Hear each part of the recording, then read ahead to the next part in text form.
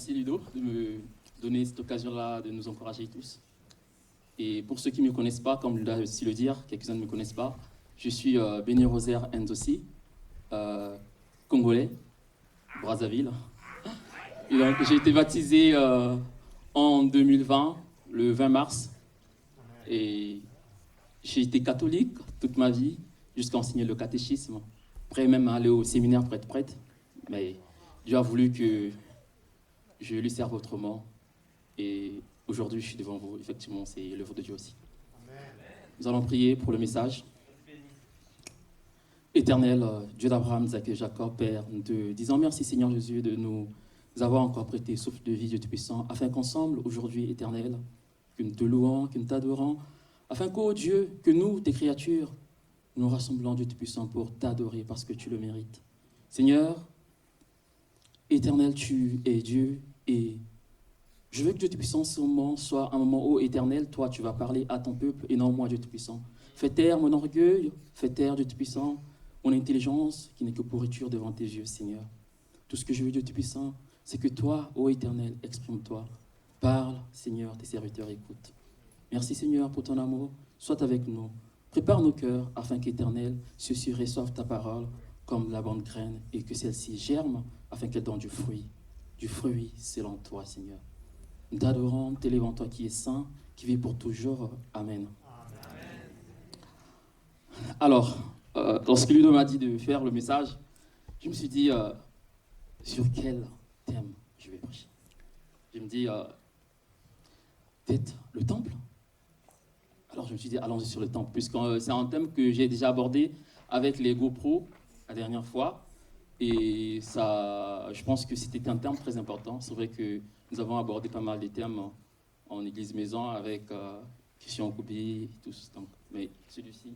Donc, le message de ce jour, c'est le temple de Dieu.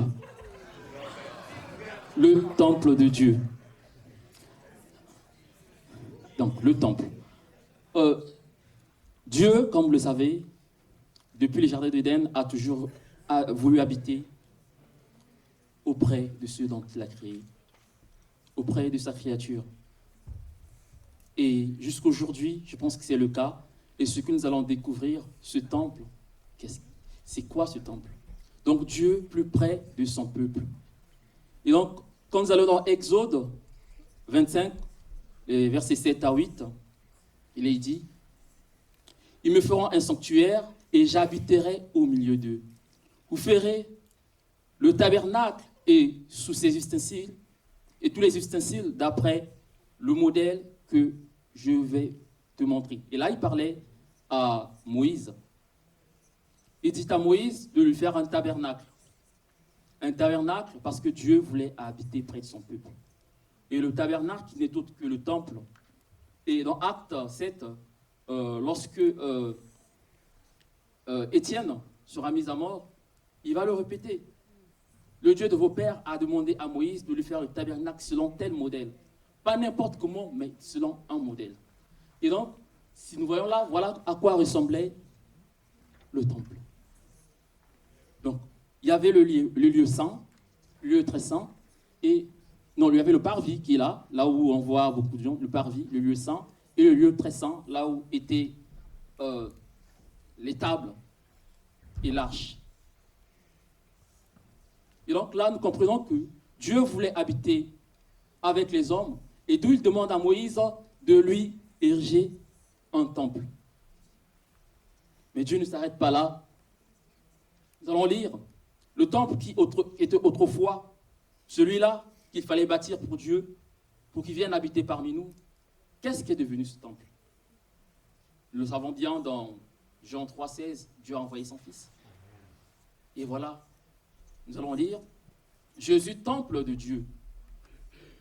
Jean chapitre 2, les versets 15 à 21. Ayant fait un fouet avec des cordes, il les chassa tous du temple, ainsi que les brebis et les bœufs. Il les dispersa. Il dispersa la monnaie des échangeurs et renversa les tables. Et il dit aux vendeurs de pigeons, ôtez cela d'ici, ne faites pas de la maison de mon père une maison de trafic. Ses disciples se souvinrent qu'il est écrit, le zèle de ta maison m'y dévore. Les Juifs, prenant la parole, lui dirent, « Quel miracle nous montres-tu pour agir de la sorte ?» Jésus leur répondit, « Détruisez ce temple, et en 3 jours, je le relèverai. » Les Juifs dirent, « Il a fallu 46 ans pour bâtir ce temple, et toi, en 3 jours, tu le relèveras. » Mais il parlait du temple de son corps. C'est pourquoi, lorsqu'il fut ressuscité des morts, ses disciples se souvinrent qu'il avait dit cela, et ils crurent à l'écriture et à la parole de Jésus que Jésus avait dite. Et donc nous voyons ici le temple que nous avons vu au départ, qui était une maison ou encore un bâtiment, n'est plus un bâtiment, mais le temple a pris chair en la personne du Christ. Il dit, détruisez ce temple et en 3 jours, je le relèverai. Mais n'oublions pas, quelque part, Dieu nous dit encore, Jésus nous dit, il est avantageux pour vous que moi je m'en aille, car si je ne me vais pas, l'Esprit qu'a promis le Père, il peut venir sur vous. Et voilà pourquoi nous allons voir que nous aussi, nous sommes le temple de Dieu. Et voilà le cœur du message, c'est là que ça va commencer. Nous aussi, nous sommes le temple de Dieu. Et Paul nous le dit dans 1 Corinthiens 3, 16 à 17. Ne savez-vous pas que vous êtes le temple de Dieu et que l'Esprit de Dieu habite en vous? Si quelqu'un détruit le temple de Dieu, Dieu le détruira. Car le temple de Dieu est saint et c'est ce que vous êtes. Vous êtes le temple de Dieu. Ne savez-vous pas que vous êtes le temple de Dieu?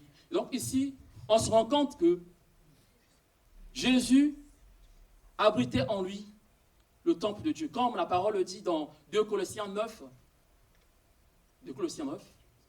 il dit, en lui habite toute la plénitude de la divinité. Et que ce qui était Christ. Et maintenant que le Christ soit parti, il nous a envoyé le Saint-Esprit. Et ce Saint-Esprit habite où? Habite en nous. De la manière que nous avons vu le temple, qui était le parvis, le lieu saint et le lieu très saint, qui représenterait peut-être notre corps, qui est chair, âme et esprit. Et le Saint-Esprit est aussi venu habiter en nous. Donc je disais que c'est là le cœur du message, et nous, dans tout ça. Et donc, nous allons voir, si nous sommes le temple de Dieu, comment devait être ce temple-là? À quoi devait être ressemblé le temple? Qu'est-ce qui fait le temple? Pourquoi le temple? Pour que ce soit un temple, quels sont les éléments par lesquels on peut reconnaître un temple? Et donc, nous avons dit temple, notre corps est le temple de Dieu. Et donc pour moi, lorsqu'on bâtit une maison, il y a des éléments essentiels qu'on dise que c'est une maison. Pour qu'une maison tienne, il y a des éléments essentiels. Et parmi ces éléments, je pense que chacun de nous, ça défile dans sa tête. Il y a premièrement le sous-bassement, la fondation. Aucune maison ne peut tenir sans fondation. Et donc pour moi, la fondation, pour un chrétien, pour le corps du Christ, c'est la parole de Dieu. C'est la parole de Dieu. La fondation de toute chose, c'est la parole de Dieu. Et ensuite, une maison, pour la bâtir, après la fondation, il faut qu'on ait, bien sûr, des murs. Et les murs, c'est la foi. Si nous sommes le temple de Dieu, les murs, c'est la foi. Et enfin, nous avons le toit, qui sont les œuvres. Et donc, nous allons voir la parole, premièrement, qui est la fondation.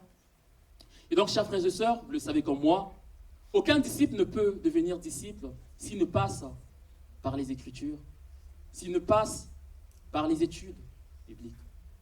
La parole, c'est le fondement. Et donc, nous allons le lire dans 1 Jean. Je ne sais pas mon habit parce que je sais qu'avec le téléphone, c'est plus rapide. Donc, 1 Jean, chapitre 1, verset, 1 Jean, chapitre 4, excusez-moi, chapitre 1, les versets 1 à 4. Il dit, « Au commencement était la parole, et la parole était avec Dieu, et la parole était Dieu. Elle était au commencement avec Dieu. Toutes choses ont été faites par elle, et rien de ce qui a été fait n'a été fait sans elle.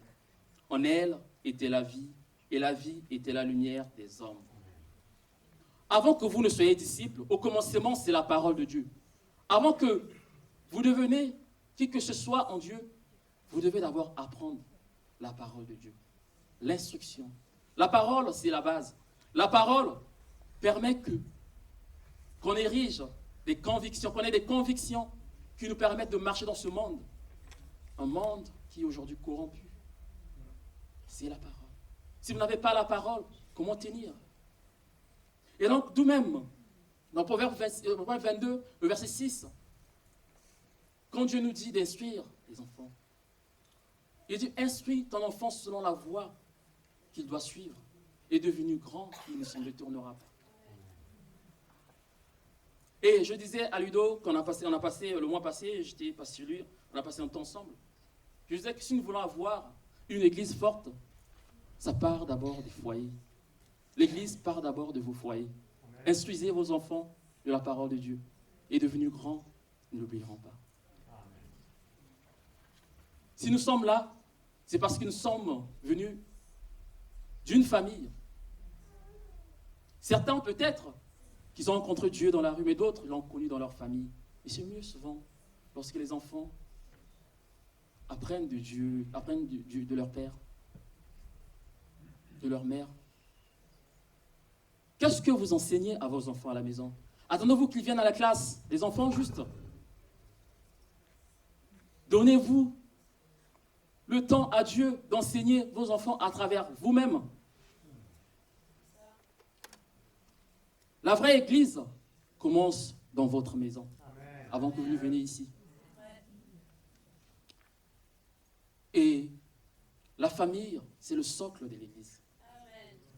Quand j'étais au primaire, il y avait un écrivain qu'on appelait Bernard Dadier qui disait « La famille est le reflet du noyau de la société. Et toute bonne société est constituée de bonnes familles. » Et notre église, pour qu'elle soit bien constituée, il faut qu'elle soit constituée des bonnes familles. Et des bonnes familles, c'est l'instruction, la parole. Qu'as-tu fait de la parole? Médites-tu? Quand tu te vois chrétien, tu t'appelles disciple, est-ce que tu médites la parole? Est-ce que la parole est au centre de ta vie? Et si le Christ a pu résister au diable, parce que tout simplement, en lui habitait toute cette parole-là. Et donc, on peut le voir dans Matthieu, chapitre, comme je l'ai mis là, chapitre 4, les versets 1 à 4. 1 à 4, ça se répète. 1 à 4. Alors, Jésus fut emmené par l'Esprit dans le désert pour être tenté par le diable. Après avoir jeûné 40 jours et 40 nuits, il eut faim. Le tentateur Satan s'approcha de lui et lui dit, « Si tu es fils de Dieu, ordonne que ces pierres deviennent des pains. » Jésus répondit, « Il est écrit, l'homme ne vivra pas seulement de pain, mais de toute parole qui sort de la bouche de Dieu. »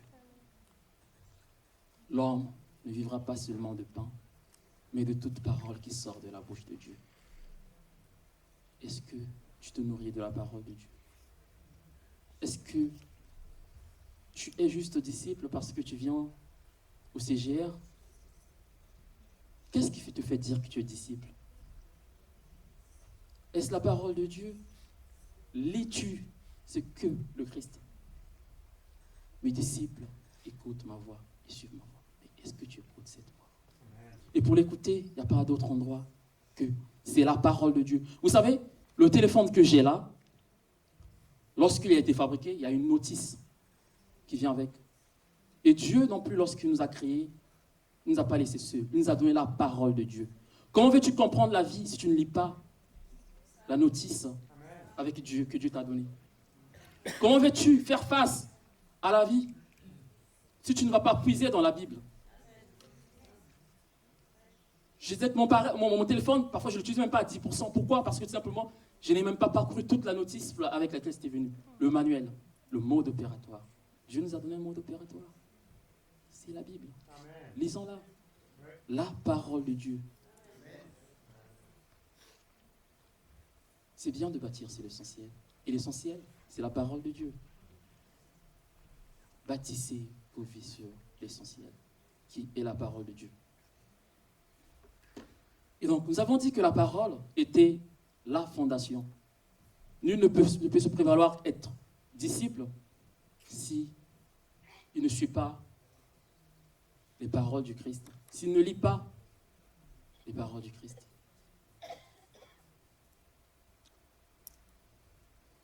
Dans Matthieu, toujours, Matthieu 24, là, certainement c'est le discours sur la fin du monde, Matthieu 24, à partir du verset 35 et 34 à 35, il est écrit « Je vous le dis en vérité, cette génération ne passera point que tout cela n'arrive. Le ciel et la terre passeront, mais mes paroles ne passeront point. » Dans ce monde, qui es-tu pour dire mes paroles ne passeront pas? Pour ce monde, il faut être fou pour le dire. Ou soit il faut être dans la vérité. Mais lui, il était dans la vérité. Et voilà pourquoi nous lui avons donné nos vies. Tout passera, mais ma parole ne passera pas. Qu'as-tu fait de la parole que tu as reçue du Christ? Est-ce que tu la médites? Est-ce ton manuel de vie? Comment veux-tu faire face à cette vie où même le monde n'a jamais connu de confort comme aujourd'hui? Mais pourtant, les gens sont plus inquiets qu'auparavant. Mais comment veux-tu faire face si tu ne lis pas? Si tu ne puisses pas cela dans la Bible?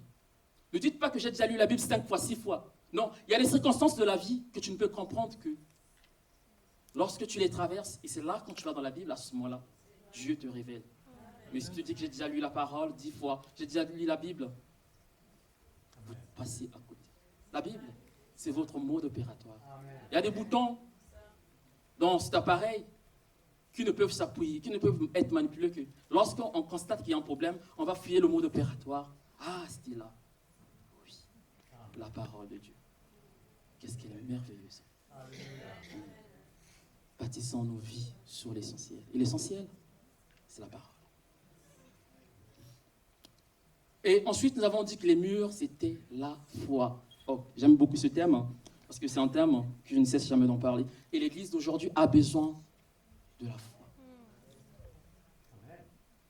L'Église a besoin de la foi, parce qu'aujourd'hui, il y a tellement trop de soucis. Mais nous avons besoin de cette foi-là. Et alors, que nous dit Paul pour la foi?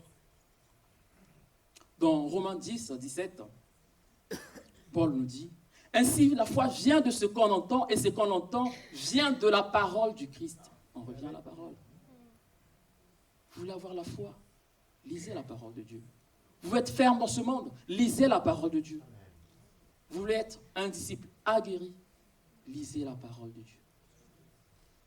Et moi, quand je parle de la foi, je me dis que la foi, peut-être à deux volets. Il y a une des fois qui est basée sur la vue, et l'autre sur ce que le Christ nous appelle. Je sais que le temps pour le message qui nous est imparti est très peu, donc on va vite faire quand même, peut-être. Donc, dans Jean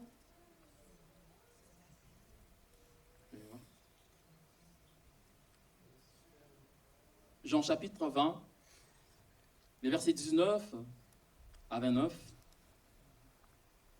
on dit ceci: le soir de ce jour, qui était le premier jour de la semaine, les portes du lieu où se trouvaient les disciples étaient fermées. À cause de la crainte qu'ils avaient des Juifs, Jésus vint, se présenta au milieu d'eux et leur dit: la paix soit avec vous. Et quand il eut dit cela, il leur montra ses mains et son côté. Les disciples furent dans la joie et en voyant le Seigneur, Jésus leur dit de nouveau: la paix soit avec vous. Comme le Père m'a envoyé, moi aussi je vous envoie. Après ces paroles, il souffla sur eux leur esprit. Il souffla sur eux et leur dit: recevez le Saint-Esprit. Ceux à qui vous pardonnerez les péchés, ils leur seront pardonnés. Et à ceux qui vous les retiendrez, ils leur seront retenus. Thomas, appelé Didyme, l'un des 12, n'était pas avec eux lorsque Jésus vint. Les autres disciples lui dirent donc: nous avons vu le Seigneur. Mais il leur dit: si je ne vois pas ses mains, la marque des clous, et si je ne mets pas mon doigt dans mon doigt dans la marque des clous, et si je ne mets pas ma main dans son côté, je ne croirai pas. 8 jours après, les disciples de Jésus étaient de nouveau dans la maison et Thomas se trouvait avec eux. Jésus vint, les portes étant fermées, se présenta au milieu d'eux et dit « La paix soit avec vous ». Puis il dit à Thomas « Avance ici ton doigt et regarde mes mains. Avance aussi ta main et mets-la dans mon côté et ne sois pas incrédule. » Thomas lui répondit « Mon Seigneur et mon Dieu. » Jésus lui dit « Parce que tu m'as vu, tu as cru. Heureux ceux qui n'ont pas vu et qui ont cru. » Amen. Ici, Thomas va, en fait, commencer ce qu'on appelle par la méthode expérimentale qui sera développée au XIIIe siècle par l'Irlandais, le moine irlandais, qu'on appelait Roger Bacon. Roger Bacon disait « Si je ne vois, je ne peux croire. Si je ne touche, je ne peux croire. Si je ne sens, je ne peux croire. » Et là, on ne voit que ce qu'on croit. Et on ne croit que ce que l'on voit, ce que l'on touche, ce que l'on sent. Et c'est ce que le moine va développer au XIIIe siècle. Plus tard, que Descartes prendra pour y mettre le doute à la croyance, Emmanuel Kant, pareil, et ce qui donnera ce qu'on appelle les athées, l'athéisme. Et Thomas, peut-être, n'a pas mal fait, hein? C'est pour aussi voir. Il a été avec Christ, il a écouté les paroles du Christ, mais à la dernière minute, il n'a pas cru. Heureux ceux qui ont cru sans avoir vu. Quelquefois, nous sommes des Thomas. Et malheureusement, notre époque, malheureusement, est ne croit que sur les sensibilités. Notre époque est dans cette méthode expérimentale. Nous ne croyons pas tant que nous n'avons pas vu. C'est ce que nous sommes aujourd'hui. De tout. Nous sommes là, des vidéos, des films, des lumières, tout c'est clinquant, c'est ça, notre époque. Mais Dieu nous appelle à une autre foi, de ce qu'on ne voit pas. Cette foi qui se trouve dans notre cœur. Je me rappelle il y a un écrivain, le nom me vient, Antoine de Saint-Exupéry, Le Petit Prince, je crois que certains en ont lu. Il dit, on ne voit bien qu'avec le cœur, l'essentiel est invisible aux yeux. Les yeux de la foi.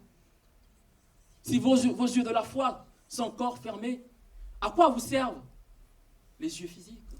C'est rien. Les yeux de la foi, on ne voit bien qu'avec le cœur.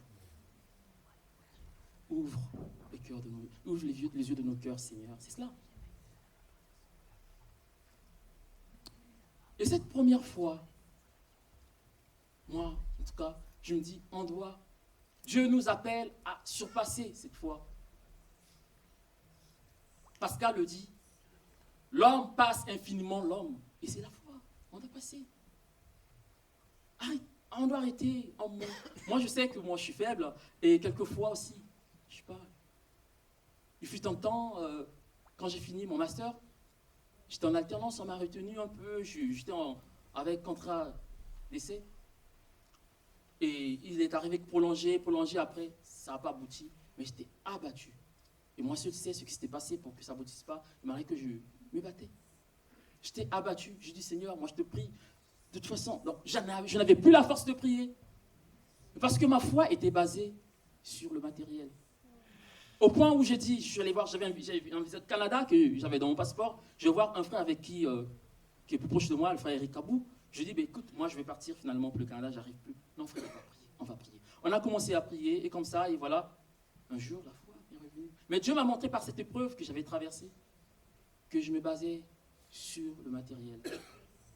Ecclésiaste nous le dit, vanité de vanité. Dit Ecclésiaste, tout est vanité. Il n'y a rien de nouveau sous le ciel, sous la terre. Une génération vient, une autre. Une génération s'en va, une autre vient. C'est ce qu'Ecclésiaste nous dit. La foi. Jésus nous appelle à une autre foi. Il ne nous appelle pas à cette foi expérimentale de ce monde rationnel, mais une foi plus que le monde. Une foi plus que ce que l'on peut entendre.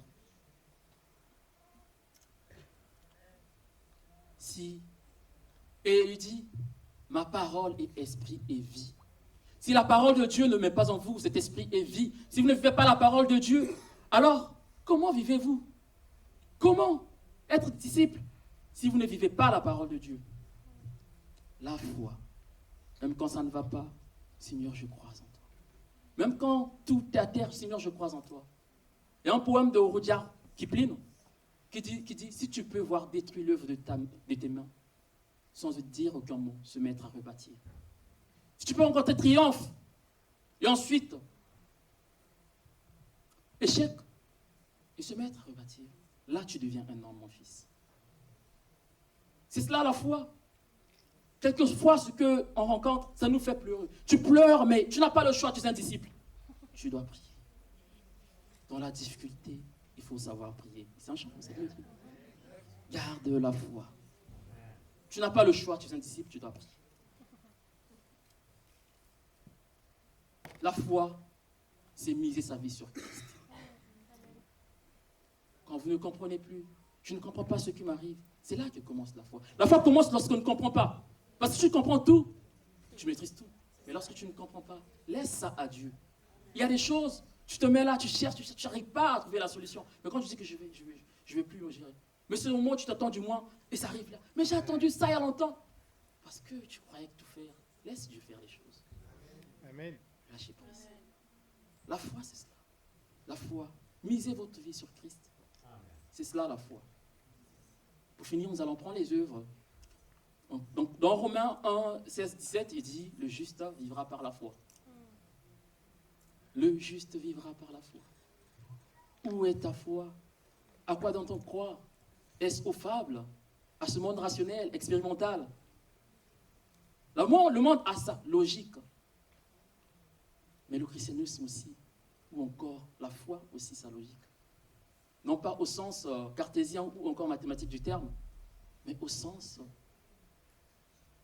de sa seigneurie, de Dieu, de lui-même en fait, qui est au cœur de toutes choses. Ce n'est pas le monde qui nous l'a enseigné. Je l'ai appris de Dieu, c'est ça. Lorsqu'on apprend de Dieu, on n'attend pas que le monde nous enseigne. Les œuvres. Ici, je veux beaucoup plus lire parce que le temps s'en va. On va prendre Jacques au chapitre 2, les versets 18 à 21. Alors, Jacques 2, 18 à 21 dit ceci. Mais quelqu'un dira, toi tu as la foi et moi j'ai les œuvres. Montre-moi ta foi sans les œuvres et moi je te montrerai la foi par les œuvres. Amen. Tu crois qu'il y a un seul Dieu? Tu fais bien. Les démons aussi le croient aussi. Et ils tremblent. Veux-tu savoir, ô homme vain, que la foi sans les œuvres est inutile? Les œuvres. Tu es un disciple. Quelles sont tes œuvres? Et au 21, il poursuit. Abraham, notre père, ne fut-il pas justifié par les œuvres lorsqu'il offrit son fils Isaac sur l'autel? Dieu a dit à Abraham, je ferai de toi le père d'une multitude de nations.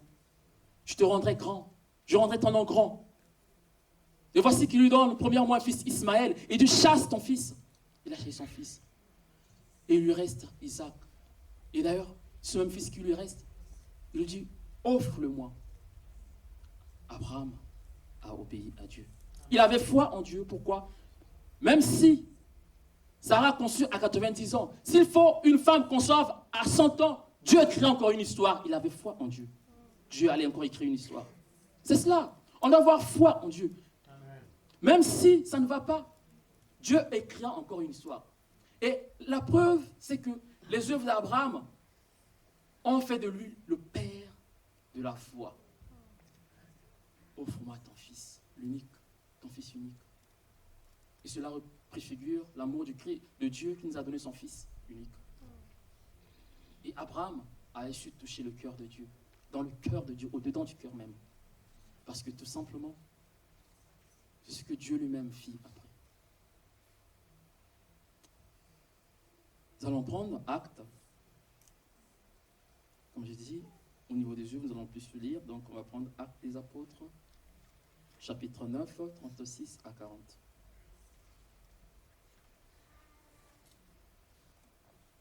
Chapitre 9, 36 à 40.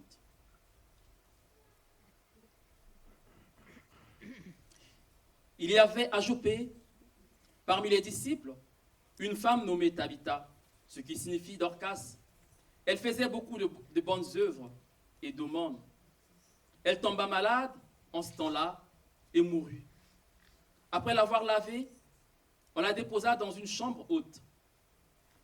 Comme Lyde est près de Joppé, les disciples ayant appris que Pierre s'y trouvait, envoyèrent 2 hommes vers lui pour le prier de venir chez eux sans tarder. Pierre se leva et partit avec ses hommes. Lorsqu'il fut arrivé, on le conduisit dans la chambre haute.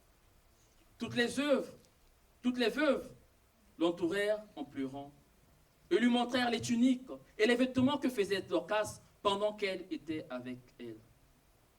Pierre fit sortir tout le monde, se mit à genoux et pria.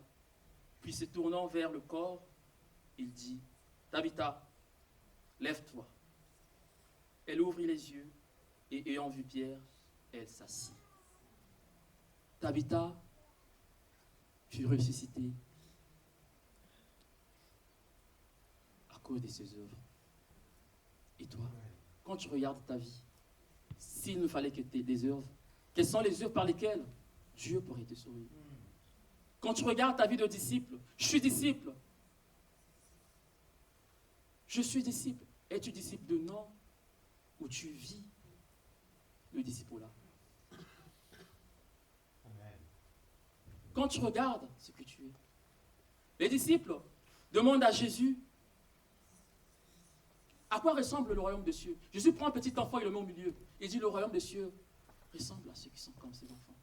L'enfant ne sait pas s'il est beau, s'il est intelligent, s'il est riche. L'enfant sait tout simplement qu'il est enfant. Et cette innocence fait de lui qui ressemble au royaume des cieux. Donner un billet de 20 € à un enfant pour qu'il entende son ami dire que j'ai faim. Pour qu'il sache que les 20 € peuvent acheter à manger, ils ont acheté à manger. Il va peut-être lui tendre. Mais à nous, les adultes, on va commencer à faire des théorèmes.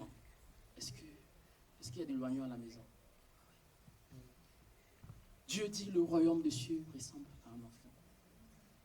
Ayez le cœur d'enfant qui accueille, qui aime. C'est vrai que j'ai passé la partie foi. Vous savez, quand j'étais enfant, on avait un ami, et quand on s'amusait, c'était un mauvais perdant, en fait. Et quand on s'amusait, on s'amusait souvent sur le sol, et lui, sache-le, quand tu l'as battu, en tout cas, il faut prendre des positions. Et lui, il vient, puisqu'on s'amusait au sol, il vient derrière toi, il te calcule bien. Bah, il te donne un gifle. Là, et du temps que tu te retournes, il est là-bas. Il rentre chez lui, il va s'agripper derrière son frère. Son frère se levait un peu. Et donc, tu rentres là, il dit, ouais, qu'est-ce qu'il y a? Ah non, le grand frère, hein, non. Il savait compter sur son frère. Le psaume 91 dit, celui qui demeure sur l'abri du Très-Haut repose à l'ombre du Tout-Puissant. Et lui, il avait son ombre Tout-Puissant. À combien plus forte? Nous. Dieu est notre ombre Tout-Puissant. Celui qui demeure sous l'abri du Très-Haut demeure à l'ombre du Tout-Puissant. Alors ma prière ce matin, que Dieu nous aide, qu'on sache que nous sommes le temple de Dieu, d'où la parole doit toutefois habiter.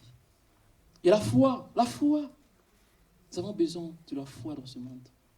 Que Dieu nous ouvre le cœur de nos œuvres, que Dieu ouvre les yeux de nos cœurs et les œuvres. Faites des bonnes œuvres. Si vous ne pouvez pas regarder un SDF avec un regard d'amour, ne regardez pas. Si vous ne pouvez pas dire un mot d'amour, ne parlez pas. Parce que quelquefois, ça rabaisse les autres. Aimer, c'est regarder avec amour. C'est parler avec amour. Que Dieu nous aide et nous garde pour la vie éternelle. Amen.